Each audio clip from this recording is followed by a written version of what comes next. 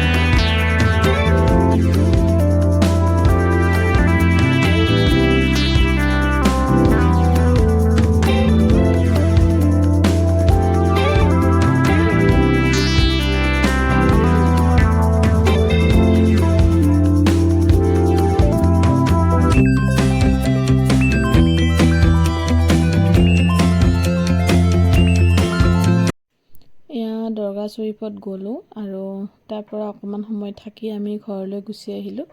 আৰু এতিয়া আমি ঘৰলৈ উভতাৰ সময়ত কিবা এটা খাই ল'ম হোটেলত বা য'ত পাওঁ আৰু তাতে খাই লৈ আমি ঘৰলৈ গুচি আহিম। আজিৰ ভিডিঅ'টো এইখিনিতে সামৰণি মাৰিলোঁ। আপোনালোকে ভিডিঅ'টো চাব বুলি আশা কৰিলোঁ।